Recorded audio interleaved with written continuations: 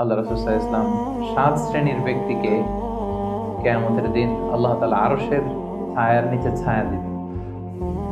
যেদিন আল্লাহর আরশের ছায়া ছাড়া আর কোনো ছায়া থাকবে না।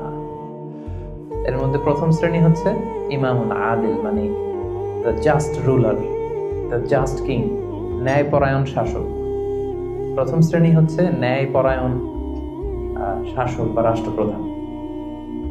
২ নম্বর হচ্ছে ওয়াশাবুন নাশাআ ফি ইবাদাতিল্লাহ, এমন যুবক যে তার যৌবনটাকে আল্লাহর ইবাদতে কাটিয়েছে।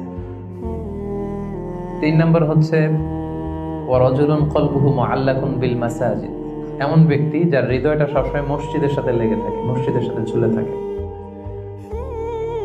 ৪ নম্বর হচ্ছে ওয়ারাজুলান তাহাব্বা ফিল্লাহ ইজতামা আলাইহি ওয়া তাফাররাকা আলাইহি, এমন ২ ব্যক্তি যারা একে অপরকে আল্লাহর জন্য ভালোবাসে, পৃথক হলেও আল্লাহর জন্য ভালোবাসাটা বজায় থাকে, একসাথে থাকলেও আল্লাহর জন্য ভালোবাসাটা বজায় থাকে। ৫ নম্বরে হচ্ছে এমন ব্যক্তি দাআতহুম ইমরাআতুন যাতু মানসিবিন ওয়া জামাল, এমন ব্যক্তি যাকে সম্ভ্রান্ত বংশের খুব সুন্দরী রূপসী ভেরি বিউটিফুল লেডি একজন নারী তাকে পাপ কাজের জন্য আহ্বান করেছে, কিন্তু সেই পাপ কাজে সাড়া না দিয়ে প্রত্যাখ্যান করে বলেছে ইন্নী আখাফুল্লাহ, আমি এই কাজ করতে পারবো না, কারণ আমি ভয় পাই একজনকে, তিনি কে? আমি আল্লাহকে ভয় পাই।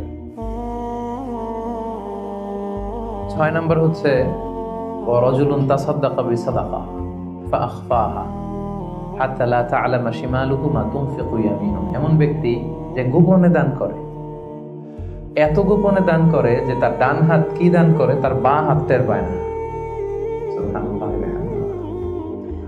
৭ নম্বরে হচ্ছে ওয়ারাজুলুন যাকারাল্লাহা খালিয়ান ফাফাদাত আইনা, ৭ নম্বর ব্যক্তি হচ্ছে এমন ব্যক্তি যে একা একা আল্লাহকে স্মরণ করে চোখের পানি ছাড়ে, আল্লাহকে স্মরণ করে, আল্লাহর জিকির করে, আল্লাহর ভয়ে তার অশ্রুসিক্ত হয়, তার চোখ বেয়ে দাঁড় দাঁড় করে পানি নামে।